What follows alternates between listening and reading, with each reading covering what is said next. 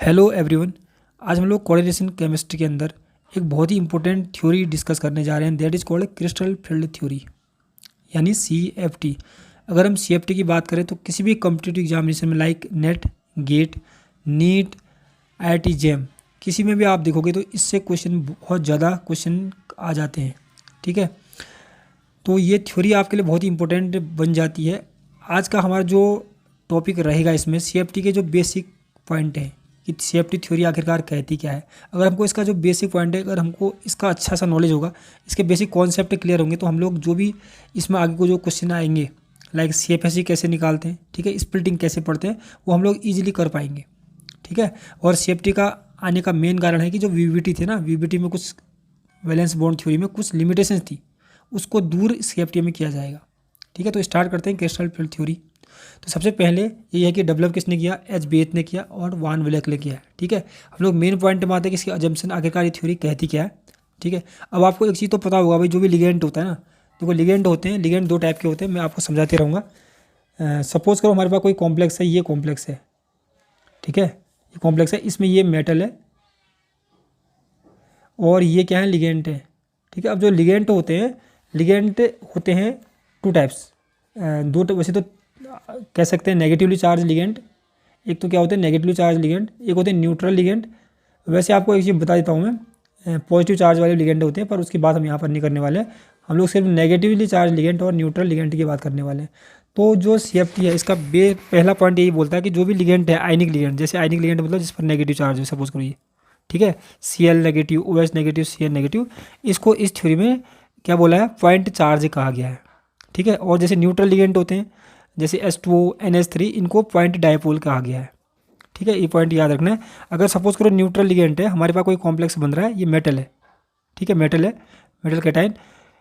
अब हमारे पास लिगेंड के साथ न्यूट्रल है, न्यूट्रल जैसे H2O हो गया। ठीक है, H2O को मैं ऐसे भी लिख सकता हूँ। तो जो H2O का जो नेगेटिव विंड होगा ना, इसको नेगेटिव क्या बोलते हैं, इसको पॉइंट डायपोल। डायपोल मतलब दो पोल, पॉजिटिव और नेगेटिव। ठीक है, जैसे पॉजिटिव और नेगेटिव यहाँ पर लिखा हुआ है, तो ये वाला जो हमारा पोल है, मतलब नेगेटिव वाला पोल, वो क्या करेगा, मेटल के साथ बॉन्ड बनाएगा। इतना समझना है। ठीक है, तो पहला पॉइंट ये बोलता है कि आयनिक लिगेंड, जैसे कोई भी नेगेटिवली चार्ज लिगेंड हो, उनको हम लोग पॉइंट चार्ज कहेंगे। और जो न्यूट्रल लिगेंड हैं जैसे H2O, NH3, बहुत सारे हो सकते हैं, उनको हम लोग पॉइंट डायपोल बोलेंगे। If the ligand is neutral, जैसे इनकी बात कर रहा है, जैसे NH3 है, ये H2 है, द नेगेटिव इंड, ये negative end of the dipole is directed towards metal ion. ठीक है, मेटल के साथ ये कोऑर्डिनेट करेगा, ये बॉन्ड बनाएगा। ठीक है, तो पहला पॉइंट हो गया। अब दूसरा पॉइंट ये बहुत मेन है, इसमें क्या है, देखो metal ligand bond is purely electrostatic in nature. तो जो CFT होता है ना, CFT में जो मेटल और लिगेंड का इसका जो बॉन्ड है, इसको बोलते हैं इलेक्ट्रोस्टैटिक इन नेचर, यानी आप बोल सकते हो कि 100% आयनिक इन कैरेक्टर। ठीक है, जबकि हमने जब वो पढ़ा था VBT में, उसमें क्या बोलता था, कोऑर्डिनेशन बॉन्ड, ये बॉन्ड होता है कोवेलेंट बॉन्ड, यानी कोऑर्डिनेट बॉन्ड होता है। ठीक है, ये क्या बोलता है, कैसा बॉन्ड होता है, 100% आयनिक इन नेचर। ठीक है, अब यहाँ से हमको समझना जरूरी है। देखो थर्ड पॉइंट थोड़ा सा ध्यान देना। अब कह रहा है कि इन कॉम्प्लेक्स, सपोज करो हमारे पास कोई कॉम्प्लेक्स है, उसमें दो टाइप के फोर्स होते हैं। कौन से फोर्स, फोर्स के अंदर अट्रैक्शन भी हो सकता है और रिपल्सन भी हो सकता है, याद रखना। ठीक है, पहला क्या हो सकता है, कह रहा है one is the attraction between metal cation and negatively charge ligand. और सेकंड टाइप का जो होगा वो होगा रिपल्सन। रिपल्सन किसके बीच में होगा, रिपल्सन होगा lone pair of electrons on the ligand, क्योंकि जो लिगेंड होगा उसके पास लॉन पेयर होंगे, जैसे यहाँ पर देख सकते हैं लॉन पेयर। ठीक है, और इसके पास जो मेटल है, मेटल के पास कुछ इलेक्ट्रॉन तो होते ही हैं, जो भी इलेक्ट्रॉन होते हैं, तो इसके इलेक्ट्रॉन और इस मेटल के इलेक्ट्रॉन के बीच में क्या हो जाएगा, रिपल्सन भी हो जाएगा। ठीक है, देखो पहला क्या है, अट्रैक्शन है। अट्रैक्शन किसके बीच में, ये जो लिगेंड है, नेगेटिव चार्ज लिगेंड और मेटल कैटाइन के बीच में, क्योंकि इस कैटाइन के आपको पता है पॉजिटिवली चार्ज होगा, लिगेंड होगा नेगेटिव चार्ज, तो इनके बीच में अट्रैक्शन होगा। ठीक है, पहला अट्रैक्शन हो गया। दूसरा क्या है, रिपल्सन। रिपल्सन किसके बीच में, लिगेंड के इलेक्ट्रॉन और मेटल के इलेक्ट्रॉन के बीच में रिपल्सन होगा, क्योंकि नेगेटिव नेगेटिव क्या होता है, रिपल करेंगे। ठीक है, एक रिपल्सन और आ सकता है, देखो कैसे। अब एक चीज़ बताओ, लिगेंड है, सपोज करो लिगेंड के पास न्यूक्लियस होगा। ठीक है, तो इसके पास भी न्यूक्लियस है, इसके पास भी न्यूक्लियस है, तो सेकंड टाइप का रिपल्सन हो गया, इसके न्यूक्लियस और इसके न्यूक्लियस के बीच में, तो दोनों पर चार्ज कैसा होगा, पॉजिटिव चार्ज होगा। ठीक है, और तीसरा रिपल्सन भी हो सकता है। तीसरा रिपल्सन कैसे हो सकता है, देखो जैसे मैंने बोला कि ये कॉम्प्लेक्स है, कॉम्प्लेक्स में देखो लिगेंड भी तो बहुत सारे हैं ना, तो लिगेंड को बीच में भी आपस में रिपल्सन हो सकता है। ठीक है, तो याद रखो कभी भी जब कॉम्प्लेक्स होता है, कॉम्प्लेक्स में क्या होता है, तीन टाइप के रिपल्सन है। तीन टाइप के रिपल्सन कौन कौन से बोले मैंने? इसके इलेक्ट्रॉन और मेटल के इलेक्ट्रॉन के बीच में एक रिपल्सन, दूसरा इसके न्यूक्लियस और इसके न्यूक्लियस के बीच में, तीसरा लिगेंडों के बीच में ही खुद इन खुद रिपल्सन होता है। ठीक है, सिर्फ एक ही अट्रैक्शन है, वो अट्रैक्शन कौन सा है? इसके नेगेटिव चार्ज यानी इसके इलेक्ट्रॉन और इसके पॉजिटिव चार्ज के बीच में, मेटल कैटायन के बीच में वो है हमारा अट्रैक्शन। ठीक है, तो सबका सब यहाँ पर लिखा हुआ है।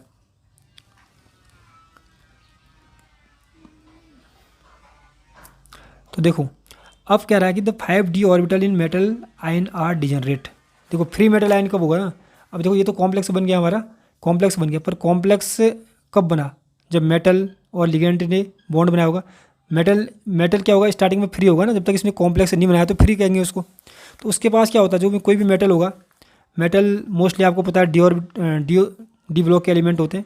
ठीक है, तो जो डी ब्लॉक का एलिमेंट है ये मेटल, इसके पास क्या होंगे? डी ऑर्बिटल्स होंगे। क्या होंगे? डी ऑर्बिटल्स होंगे। ठीक है, और डी ऑर्बिटल्स होने से क्या होगा? देखो डी ऑर्बिटल कितने होते हैं? 5d ऑर्बिटल होते हैं, 5d ऑर्बिटल, और उनकी एनर्जी कह रहा है सेम होगी। सेम कौन कौन से होते हैं? डी एक्स वाई, इसको अब डिटेल हम लोग आगे पढ़ने वाले हैं।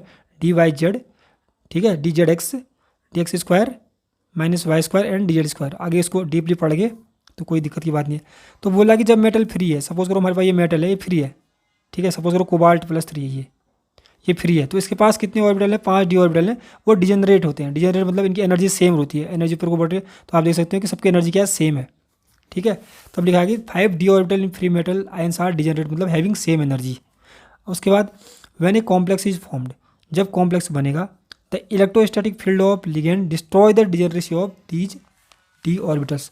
अभी देखो अभी क्या हो रहा है? 5 के 5 ऑर्बिटल की एनर्जी सेम है। ठीक है, जब मेटल फ्री है तब की बात कर रहे हैं। जब मेटल लिगेंड के साथ बॉन्ड बनाएगा तो लिगेंड और मेटल क्या करेंगे? आपस में एक दूसरे के नज़दीक आएंगे। नज़दीक आने से क्या होगा कि जो इनकी अभी एनर्जी सेम थी ना, मतलब डिजनरेट थे, वो जो डिजनरेसी है वो ख़त्म हो जाएगी, डिस्ट्रॉय हो जाएगी। ठीक है, और उसके कारण क्या होगा कि जो हमारे पास 5 डी ऑर्बिटल है वो स्प्लिट हो जाते हैं। ठीक है, 2 सेट में हो जाते हैं। अब T2G और EG में, ये ऑक्टाहेड्रल की बात कर रहे हैं। ठीक है, और दूसरा जबकि टेट्राहेड्रल में T2 और E में स्प्लिट हो जाते हैं। ठीक है, तो यहाँ पर लिखा भी है पूरे का पूरा, the orbital lying in the direction of ligand are raised in energy because of the repulsion between the d electrons and the ligand. यहाँ पर देखो ये समझना थोड़ा सा, हमारे पास कितने ऑर्बिटल है बताओ? ये ऑर्बिटल हमारे पास 1 2 3 4 5 ऑर्बिटल है। ठीक है, अब इन ऑर्बिटलों में से क्या होता है?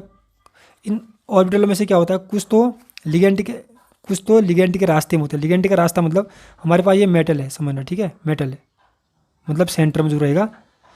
अब ये जो मेटल है, मेटल के जो ऑर्बिटल होते हैं ना, कितने हैं? देखो मेटल के ऑर्बिटल कितने हैं? 1 2 3 4 5 ऑर्बिटल। 5 ऑर्बिटलों में से क्या होता है? 1 2 3 ऑर्बिटल। ठीक है, 3 ऑर्बिटल, अगर हम ऑक्टाहेड्रल की बात कर रहे हैं, इसकी बात कर रहे हैं, तो ठीक है, जो 3 ऑर्बिटल होंगे ये बिटवीन द एक्सिस होते हैं। सपोज करो एक्सिस ये है, एक एक्सिस ये है हमारी।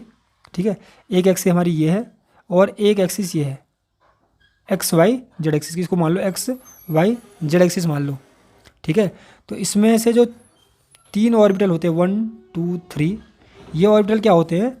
बिल्कुल बिटवीन द एक्सिस होते हैं, ऐसे देखो।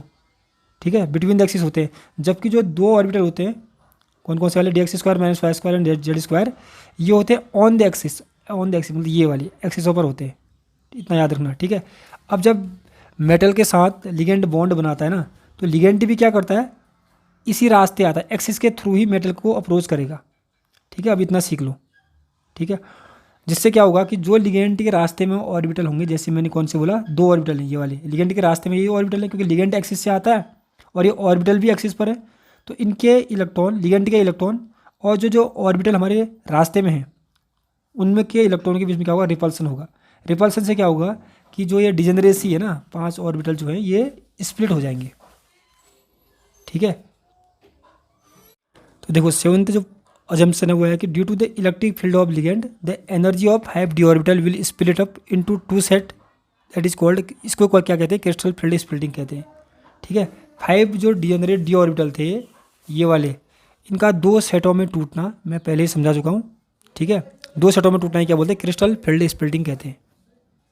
ठीक है, अब हमको एक चीज़ पता होना चाहिए, अगर हमको CFT को अच्छे से समझना है, ठीक है, तो हमको जो 5 डी ऑर्बिटल होते हैं, d x y d y z d z x d x square minus y square and d z squared, इनका नॉलेज होना जरूरी है।